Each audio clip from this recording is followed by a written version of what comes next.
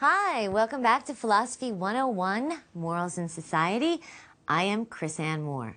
Today is program 12. We're going to be looking at the Hellenistic worldview, and then we're going to look at some of the basics of Judeo-Christian ethics. Now, we began to talk about the Hellenistic world at the end of our last episode.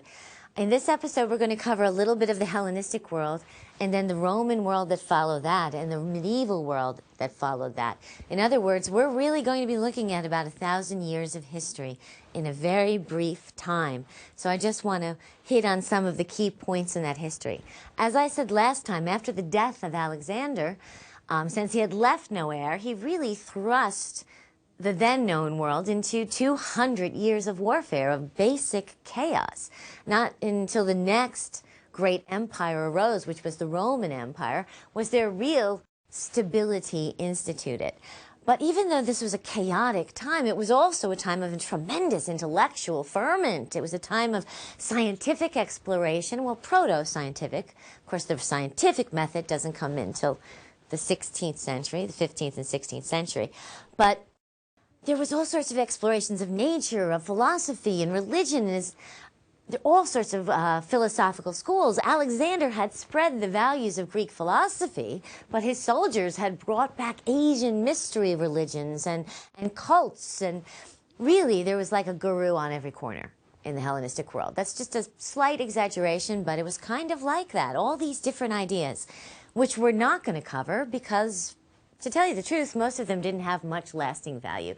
And, of course, Plato's philosophy, which we have covered, was very important then as well. Aristotle's philosophy, which we have covered, remained to be extremely important. And there were a few philosophies that had their roots in Greek philosophy that also have had some sway. And I talked about two of them last time, very briefly. Epicurean hedonism, which was really the simple idea of pursue that which brings the most pleasure and the least pain, and cynicism, which is really a rejection of society as hypocritical and an attempt to have as few desires as possible so that one can divorce oneself from society. And of course, the most famous cynic is Diogenes, who lived on a beach and said when he saw a child drink water from its hand, he threw away his cup. And when Diogenes wasn't lying on the beach, he was preaching on the hypocrisy of society.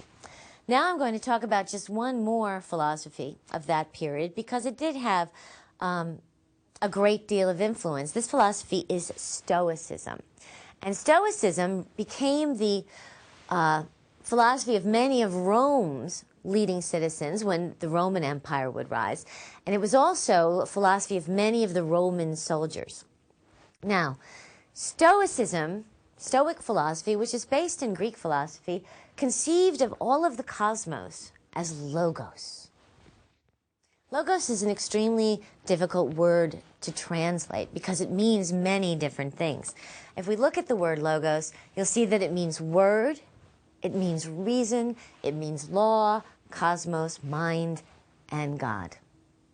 All of those are translation of the word logos, so if you kind of put them all together.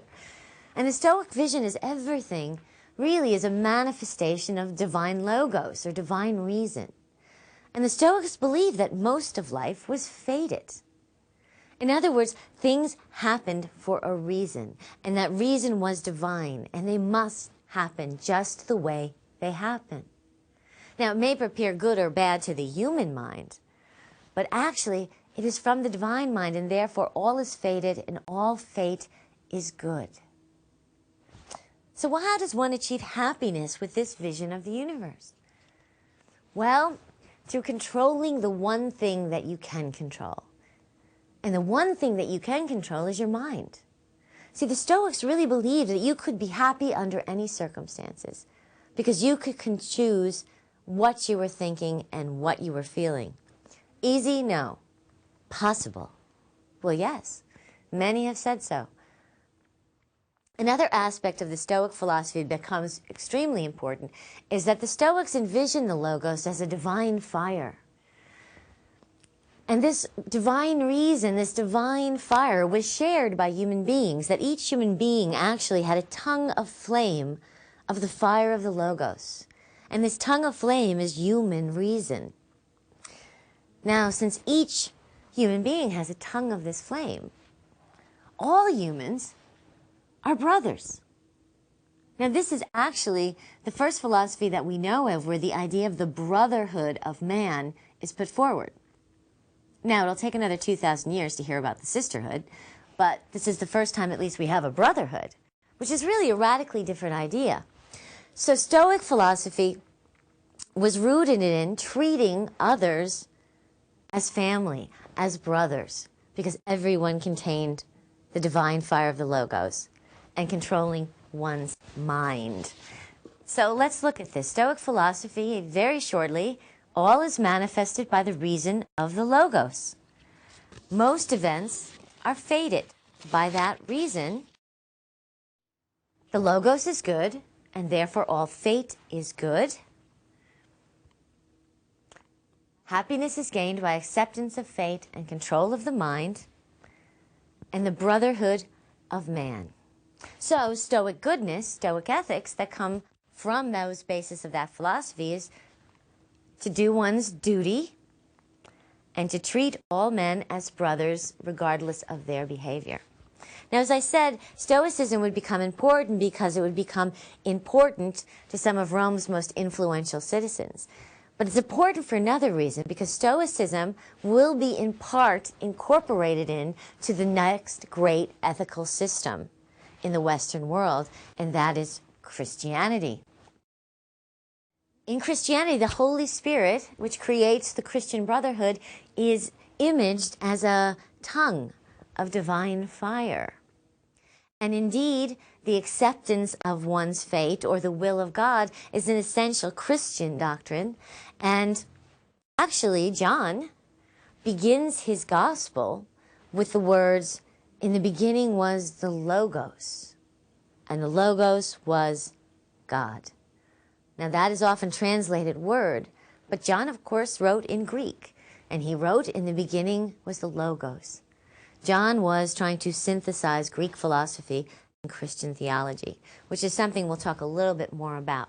So, Epicurean hedonism, cynicism, Stoicism, just very briefly touching on some of those philosophies that were around during the Hellenistic period. As I said before, though, there were also many religions at this time. And many of these religions were mystery religions. Mystery religions became extraordinarily popular in the Roman world as well, and actually had millions of adherents towards the end of the Roman Empire. In mystery religions, one achieved immortality through personal and ritual identification with a Savior God. In other words, by becoming identified with a god or goddess that is a savior, and by ritually becoming one with this god or goddess, one was considered to be able to achieve immortality. Often, in addition, one was had to act morally within one's life as well. One of the most popular of these mystery religions was Mithraism. Now, Mithra was the savior god adopted by the Roman military. Why is this important? Well, this ritual identification with the savior god of the Roman military is in some ways lays the groundwork for the understanding and acceptance of Christianity, just as Stoicism does, and in fact transforms ultimately Christianity.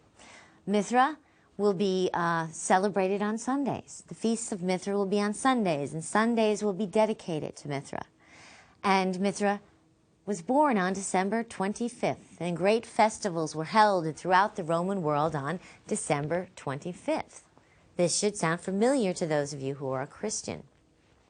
So now we can move into really what becomes the next great ethical system. And that is, of course, Judeo-Christian ethics, which really move into the Roman world through the Christian church. As I said, the Roman Empire became the next great empire, really inherited Alexander's legacy to some extent. Although unlike Alexander, the Romans went west as well. Rome conquered France, or what was then quite another territory and later became known as France.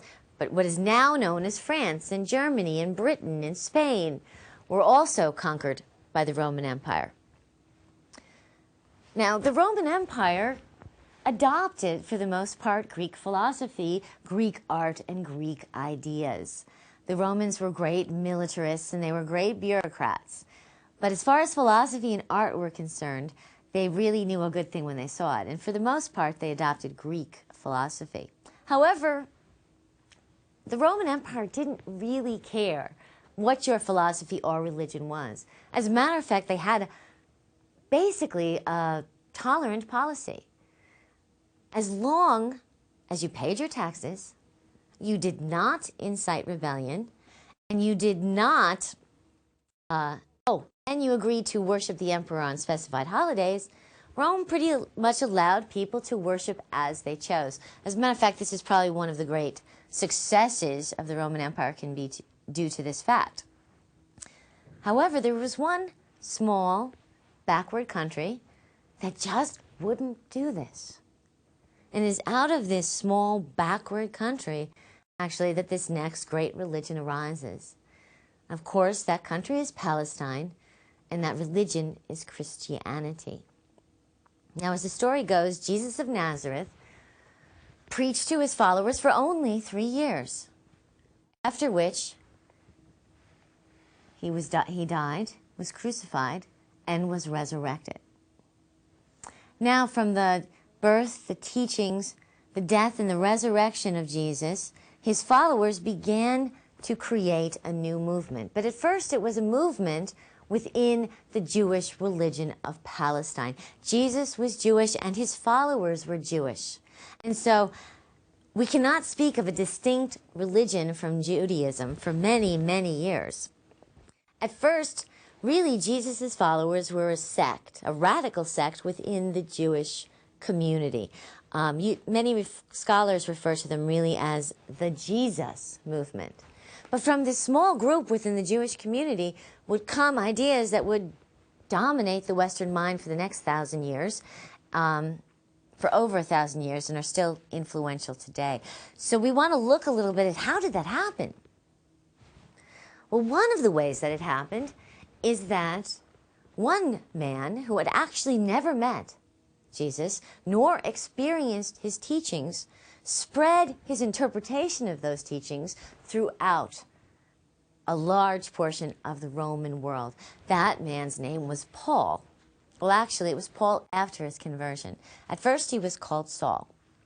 And as the story goes, Saul, who was actually an Orthodox Jew, a Roman soldier, and Greek educated, was riding out as a soldier to persecute members of the Jesus movement. On his way to do this, Saul had a conversion experience in which, as he writes, he experienced Jesus. This experience changed Saul forever. He changed his name to Paul, joined the new movement, and became one of its most zealous preachers. However, interestingly, when Paul goes back to Jerusalem, he doesn't get along with the other members of the Jesus movement in Jerusalem. He specifically does not get along with the head of the Jesus movement there, James, the brother of Jesus. In fact, James is so thoroughly annoyed at Paul that he actually sends Paul to Turkey to preach. This will have very important consequences. As one writer puts it, to send a young member of the Jesus movement, or this early Christian sect, to preach in Turkey would be like a member of the IRA saying to a young recruit, "Why don't you go to Peru?" Turkey's very far off. Now, Paul said he wanted to preach to the Gentiles. And because Paul was sent to Turkey, this will have an enormous impact on the rest of history. Why? Well, for one thing, events in 70 AD would make an enormous difference in Palestine. In 70 AD, the Jewish people would finally rebel against the Roman rule. Rome would come in, however, and crush that rebellion. Tens of thousands of Jewish people, including those members of the early Jesus movement, would be killed or dispersed. The Jewish temple was destroyed. So now what happens? Those who had been members of the Jesus movement in Jerusalem are dead, or they are dispersed, moving in different directions throughout the Roman Empire. The Jewish people will once again rebel in 135 AD, and at this point, Rome will come in, crush the rebellion again, and actually exile all Jewish people from Rome. This is the beginning of the Jewish diaspora, or the wandering of the Jewish people. Now, quite often, the Jewish people would not be welcomed or accepted in the countries that they tried to make their homes in, and so began a long history of persecution of the Jewish people. We can also pretty much date between the times of these rebellions, the beginnings of Christianity. This is where the members of the Jesus movement really begin to separate themselves from the Jewish faith, slowly at first. And we can really start to think about and use the term Christianity.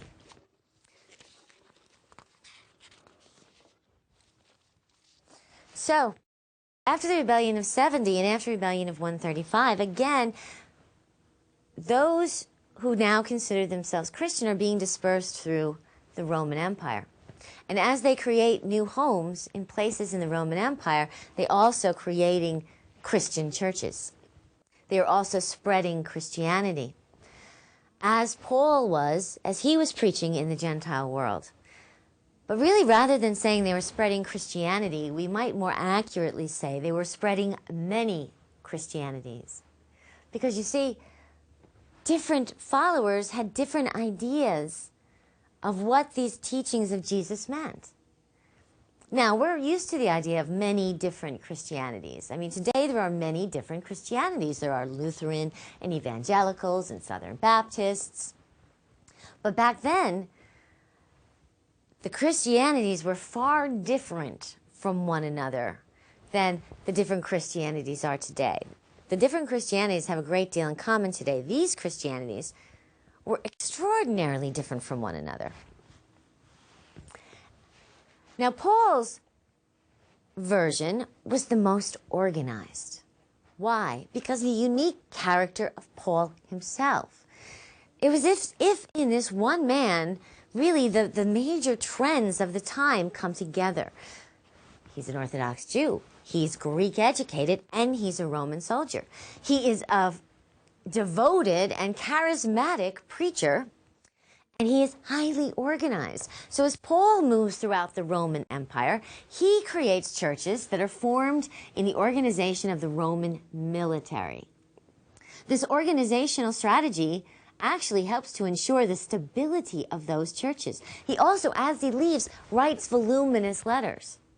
Therefore, as there are many Christianities developing in the Roman world, it is really Paul's Christianity which is, in a sense, strongest, which is, in a sense, the most organized. And it is, in the end, the legacy of Paul's churches that will dominate the formation of what will become the Holy Roman Catholic Church. You see, over these years, the Roman Empire would rise, have domination, and eventually it would begin to disintegrate. Now, we can't possibly hope to cover in this class the rise and fall of the Roman Empire. There's a 40-volume set on it. But it is important for our purposes that as the Roman Empire began to disintegrate, the Christian churches actually became more powerful and more important. And actually, it is the organization of the Christian churches which will set them up to take over when Rome eventually falls. We're going to move rapidly now through history because at first, these Christian churches attract really the fringes and outcasts of society. I mean, just as Jesus brought the outcasts of society around him, the early Christian churches really attracted the fringe elements. Why? Because it was these fringe elements that really needed the community and charity that the early Christian churches offered. But eventually, the Christian churches become more populated, and they would become populated with actually powerful Roman citizens as the years, as a matter of fact, as the centuries went by. How did this happen? Well, there's a few different versions of how this happened. One of them is that the population of the churches grew in part in response to persecution of the Christians, which seems strange. You see, the Christians, these early Christian churches, would every once in a while be persecuted by a Roman emperor. You see, at first they were outcasts, so they were a bit odd. They also proselytized and tried to get people to join their religion, which made them irritating. And some refused to pay their taxes or worship the emperor, which made them dangerous. So every once in a while in history, a Roman emperor would decide to persecute the Christians, either to use them as scapegoats for his own mistake, or to quell what they thought was a genuinely dangerous influence within their empire. Now, why would these persecutions increase the population of the Christian churches? Well, some historians, and this is controversial, some historians would say that it was because of the Christians' reactions to these persecutions. For example, let's look at the first of the Christian persecutions in 68 AD, Nero. Nero was quite eccentric, and some would claim downright insane. He wanted to build himself a palace, but he noted that people lived in the area where he wanted to build his palace. But Nero didn't think this was a problem. He simply ordered his soldiers to burn down those homes. Well, the problem is, when the soldiers lit the area on fire, the winds picked up and the flames were taken all over Rome, and Rome burned for 6 days and 7 nights. Thousands of people died and thousands of people lost their homes.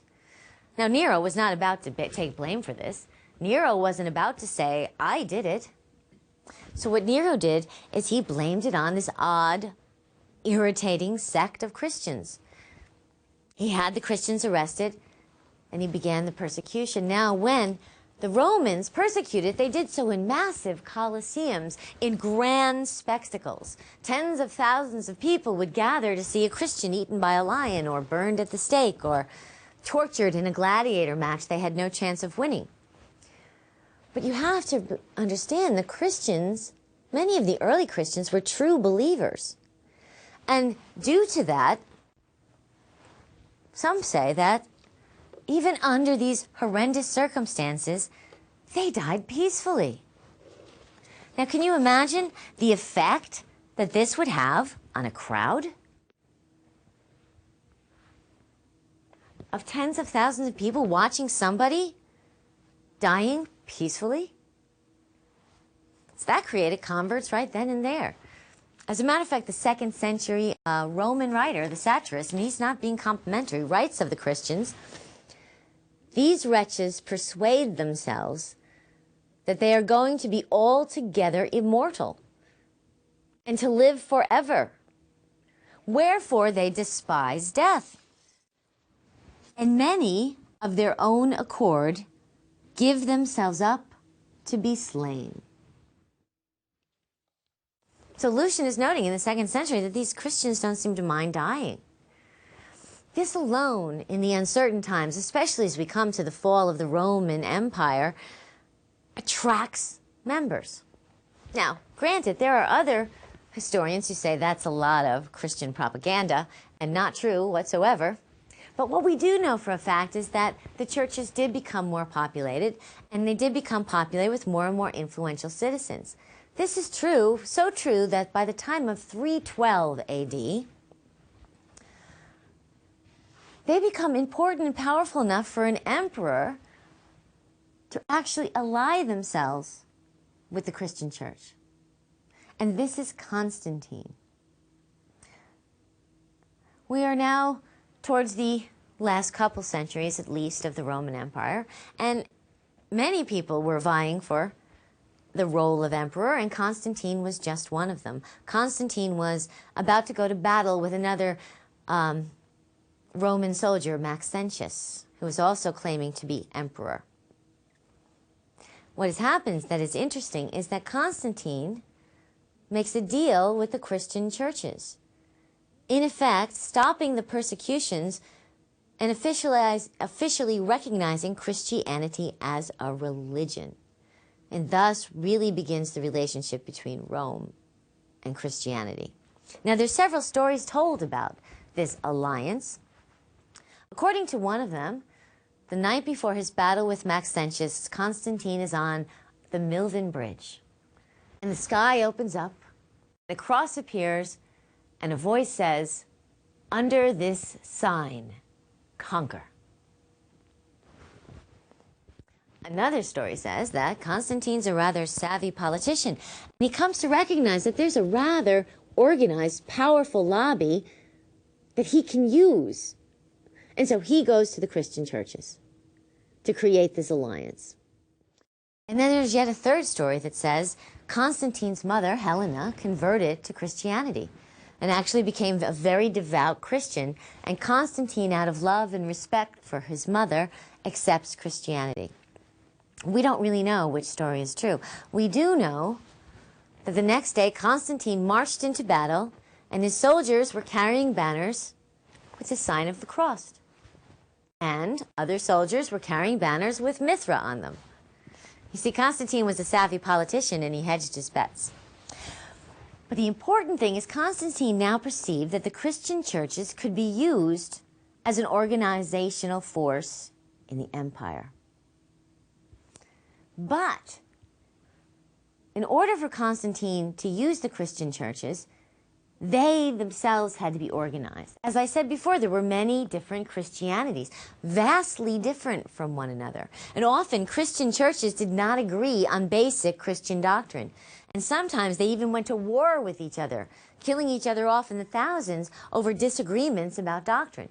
So Constantine realizes the churches need to agree on what it means to be Christian in order to be organized, in order to help stability within the empire. So Constantine calls the Council of Nicaea. So let's take a look at that. And here's a map showing some of the early Christian churches and how they are spread throughout the Roman Empire. Then we see in 312 AD, Constantine's famous conversion occurs. Well, by 325, Constantine has decided that he needs the Christian churches to be organized and calls the Council of Nicaea. And basically what Constantine says is that he needs the bishops to get together and decide on what is Christian doctrine. 300 bishops come to Nicaea, and quite amazingly, they succeed to a large extent in this task of determining Christian doctrine. It is at this point that we can begin to talk about Catholicism, what is considered to be true Christian doctrine by the bishops, and what is to be rejected or considered heresy. Well, we know that Constantine never converted to Christianity, although there are some stories that he did on his deathbed, and I guess we can't know for sure they're not true, but most scholars would say Constantine never converted. But another emperor would, and this would make a tremendous difference. In 391, Theodosius would become emperor, and he would convert to Christianity. He, in fact, would make Christianity the official religion of the Roman Empire. This makes an enormous difference because now not only is Christianity accepted, it is the religion. And as soon as Christianity has the power of being the central religion of the Roman Empire, they determined to eliminate all other religions. In 391, Christianity becomes the official religion of the Roman Empire, and all pagan religions are banned. This is where the Catholic Church will begin to suppress anyone disagreeing with their doctrines. And probably the greatest symbol of this suppression also occurs in 391, and that is the burning of the library at Alexandria. Remember I told you of the library where millions of texts were gathered? This library was set on fire by a mob incited by the Bishop of Alexandria. It was full of pagan texts and pagan learning. and it was burned to the ground. Some part of it was saved, but the vast majority of those texts were lost. It is considered, by losing the information in the library at Alexandria, the Western world would be set back some 2,000 years.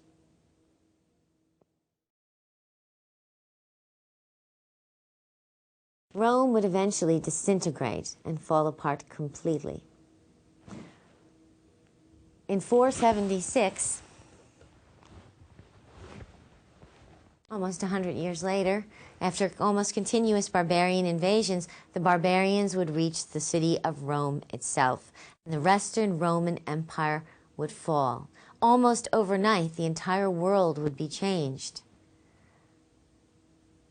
There was no more centralized monetary system. That had collapsed. There was no more centralized legal system. That collapsed basically overnight. The roads and trade routes became dangerous and unusable almost overnight.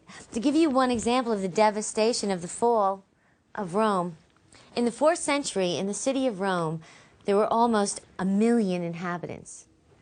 In the 6th century, there would only be 40,000 inhabitants in Rome, and they would live among the ruins of a once great empire that they could neither restore nor rebuild.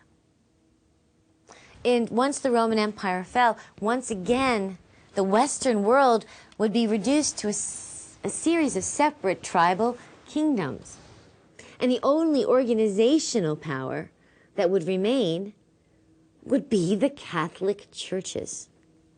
The Catholic churches would slowly but surely convert the barbarian invaders, and they would claim superiority and rule over those separate tribal kingdoms. And in the process, the West would enter the Middle Ages and assume a medieval worldview. And the medieval worldview would be dominated by one viewpoint, that of Catholic doctrine. And it was not allowed to disagree or even question that doctrine. Actually, in 529, shortly after the fall of Rome, all the schools of philosophy would be closed.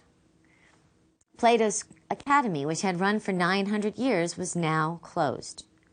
There would be no more philosophy for over 1,000 years. There would be one single ethic, and that would be Judeo-Christian ethics.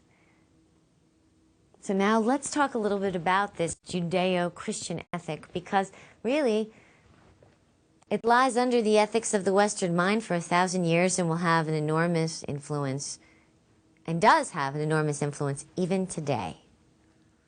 Okay, now we're going to take a brief look at Judeo-Christian ethics, because once the Catholic Church had achieved monolithic domination of the Western mind, there wouldn't be another philosophically based ethical system, except for one minor exception, which we'll discuss in the next episode, for over 1,000 years. Ethics based on critical thinking, or philosophical ethics, would be considered unnecessary and even dangerous. But perhaps one of the greatest contributions that this 1,000-year period of Catholic domination of the Western world gave us is that it instilled a Judeo-Christian ethic that is fundamentally different from the preceding Greek ethics. And actually, there are some scholars who say that it is the nature of Judeo-Christian ethics that actually caused the Christian churches to gain in popularity and power, and to eventually become the ruling organization in the Roman world. Now, of course, Judeo-Christian ethics are complex matters of theology, and we can by no means look at the complexity or subtlety of either Jewish ethics or Christian ethics. But since they have had such a powerful influence in the formation of our world, I do want to look at some of the basic concepts involved in those ethics, because actually those basic concepts still have a tremendous influence today. And actually they have a tremendous influence on people who do not consider themselves either Jewish or Christian, because they've become fundamental ideas in our culture. And they're probably the ideas that you are very familiar with, regardless of your specific culture. So, of course, Christianity begins in Judaism. Now, Judaism is based on the unique relationship of the Jewish people and their covenant with their monotheistic God, as we learn about in the Old Testament. And so really, Jewish ethics comes out of this basic relationship, one's relationship to God. And it is understood that one maintains relationship to God really through imitation of God. In other words, in trying to be as much like God as possible. How is this achieved? This is achieved through following God's commandments. The most holy book of the Jewish people is the Torah. The Torah is the first 5 books of the Old Testament. And in the Torah are 613 commandments, which are the commandments of God that determine the relationship of the Jewish people to God. Of course, the most famous of these are the 10 Commandments. Now, in these commandments, in the vast majority of these commandments, it is understood that relationship to God or imitation of God is really achieved by the way one treats one's neighbor. That one imitates God actually in acts of loving kindness towards one's neighbor. It is said that by many that the most important commandment of the Old Testament is in Leviticus, and that is to love thy neighbor as thyself. And so the Jewish people seek imitation of God through personal moral perfection, which is achieved by the way one treats others. Now, this is obviously bringing things down to their very basics. But actually, in an essay by Menachem Kellner, he talks about a very famous debate between Jewish rabbis over what is the most important commandment in the Torah. This is between Rabbi Akiba and Rabbi Ben Azai, and each are trying to determine the most important commandment in the Torah. Now, Rabbi Azai says that the most important commandment of the Torah is Leviticus 19:18, thou shalt love thy neighbor as thyself. Rabbi Akiba, on the other hand, says that it is Genesis 5:1. Genesis 5:1 reads, this is the book of the generations of man. In the image of God created he him. Kellner points out that they're actually talking about the same thing. There is really not a debate, because really, one is talking about the commandment, which is the central definition of mankind being created in the image of God, and the other is talking about the central moral doctrine that arises from that recognition, and that is, since humanity is created in the image of God, humanity is to be loved. Now, this is a stunning shift from Greek ethics.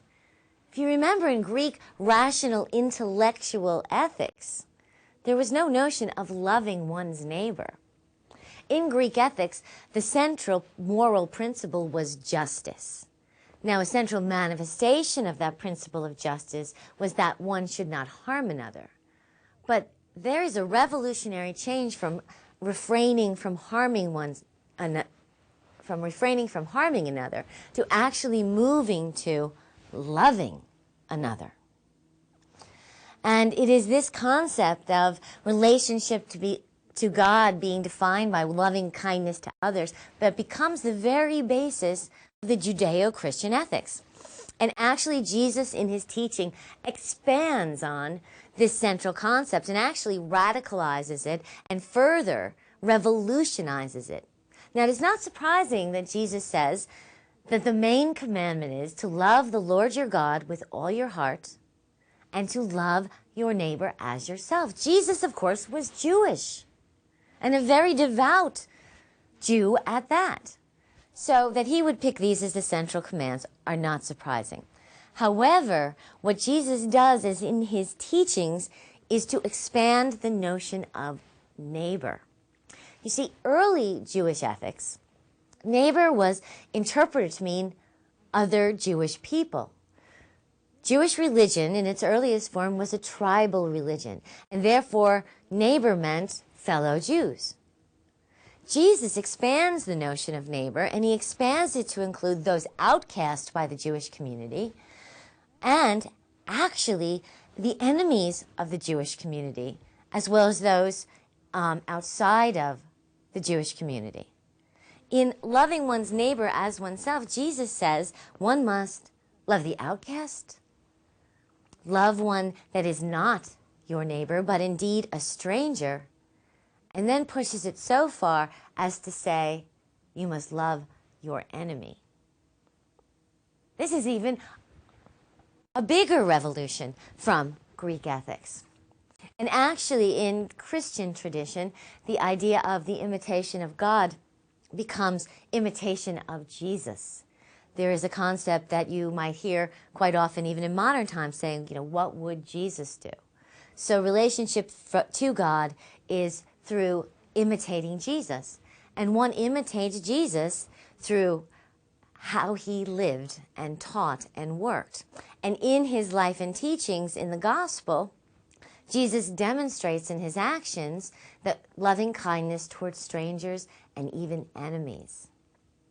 Now this becomes an incredibly demanding ethic now, because it is one thing to say that one must love one's family, that one must love the people one comes in contact with, that in fact it can be enjoyable to love those who love you back.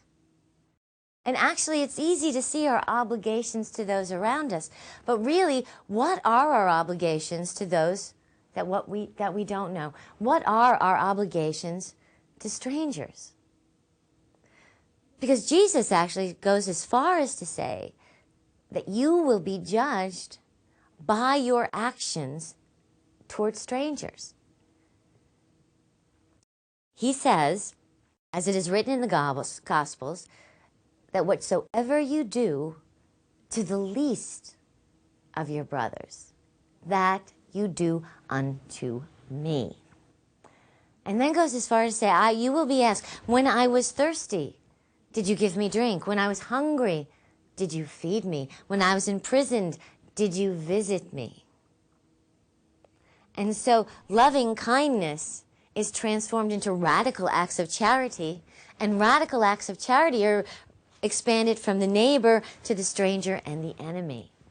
This is an extraordinarily demanding ethic, and yes, it has become an integral part of Western consciousness and one of the fundamental precepts of what we consider the Judeo-Christian ethic and in some ways Western ethics.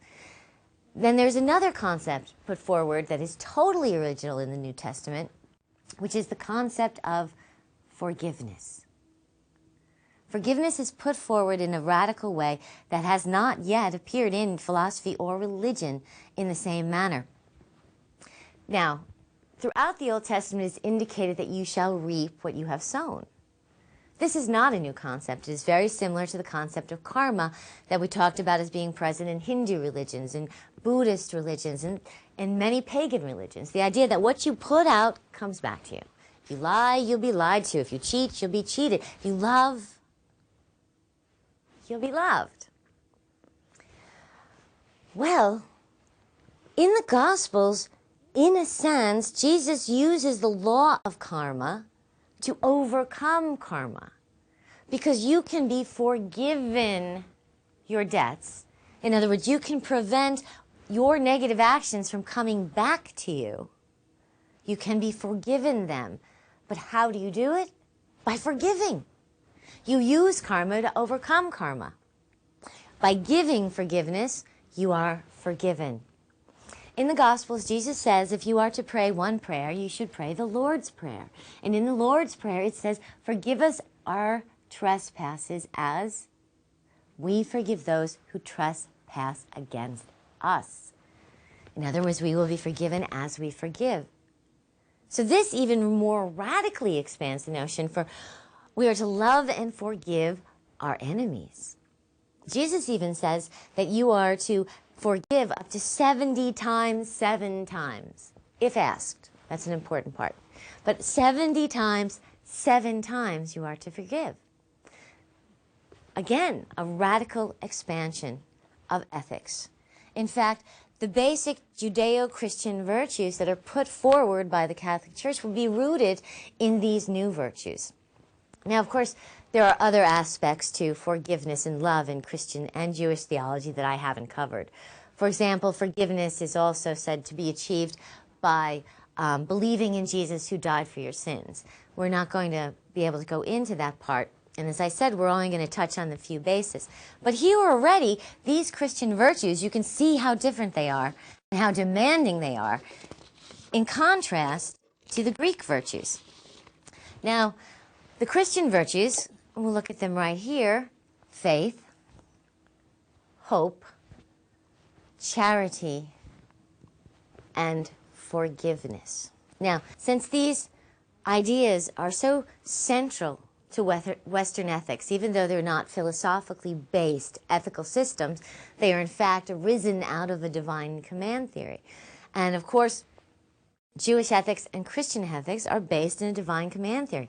What is the good? What God commands is good. How do you know the good? Through interpretation of the Bible, through personal revelation, or through religious authorities. Why do the good?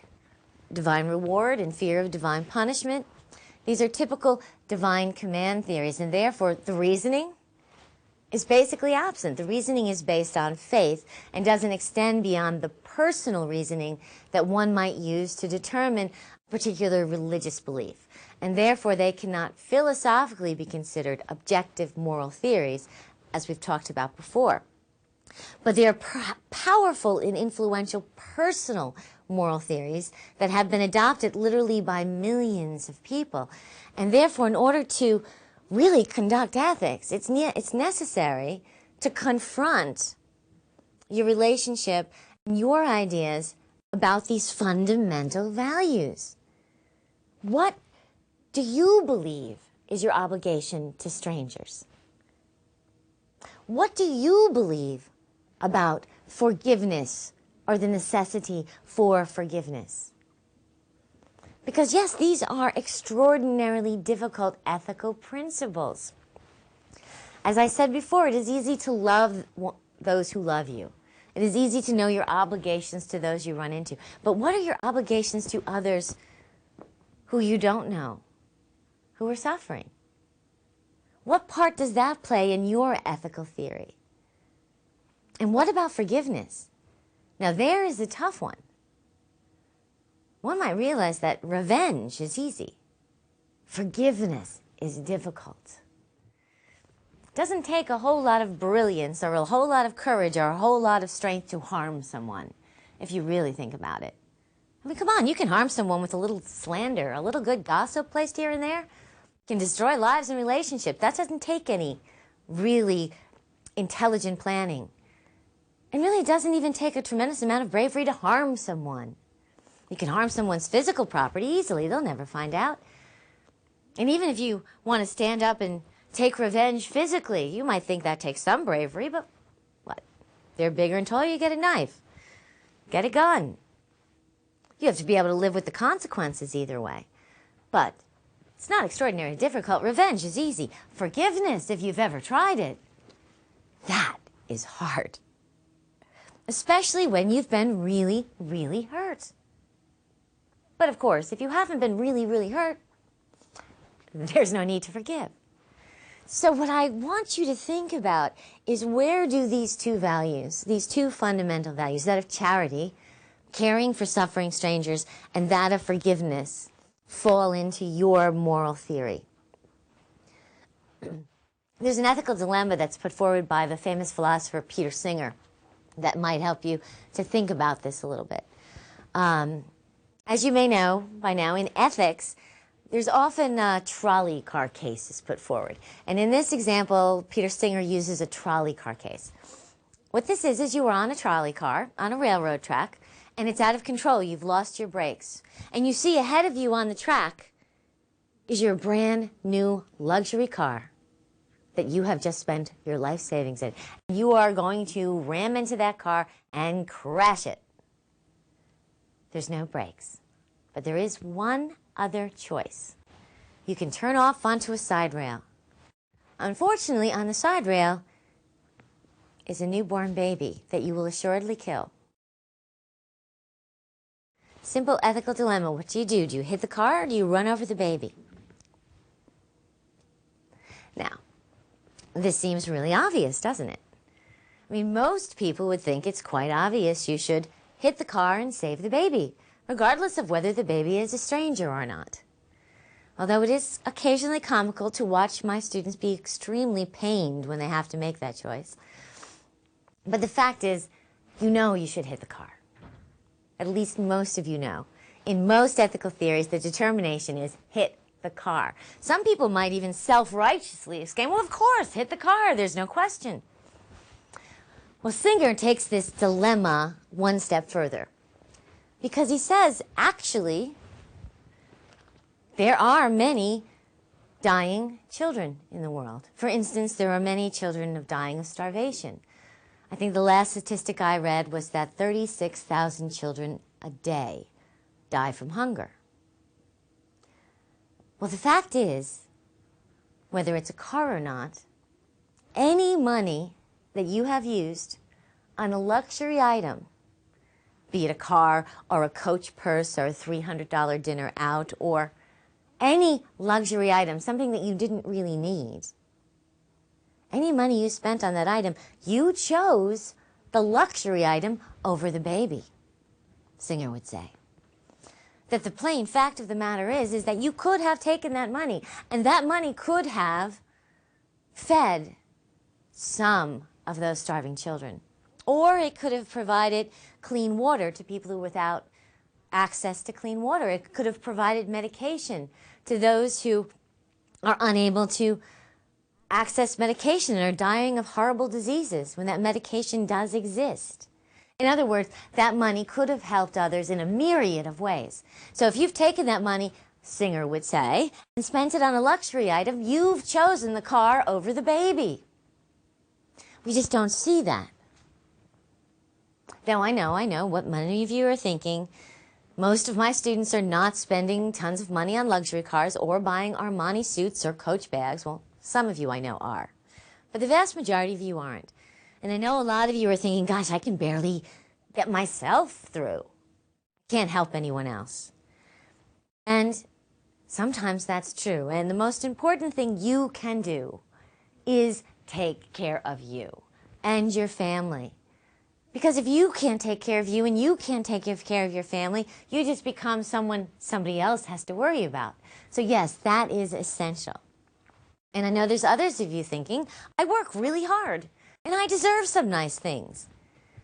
And you know what? There's perhaps no question that's true too. And I'm not saying that you have to sacrifice all the nice things in your life that you work for. What I am asking you to do is to think about whether charity plays any part in your moral theory. Now, I know that there's others of you that are thinking, you can't really help people anyway. First of all, you give money to people on the street and they just go and they spend it on drugs and alcohol. Or you give money to a charity organization and you know that charity organization takes 80 or 90% of the money. And even when it gets all the way over to foreign countries, then some warlord confiscates it and the people who need it never really see it, so it's all useless anyway. Well, all those things happen. That's true. It is true that if you are going to donate your money to something, you have to be very careful and discriminating about where you send it. Because there are charity organizations that will not use your money properly, and there are people on the street that will con you out of your money. There's no question. So if you make that decision, you have to make it carefully. But what I'm not asking you is, do you make the decision? Because there's also no question that there are organizations that do a tremendous amount of good, that there are ways to help. So should you even try?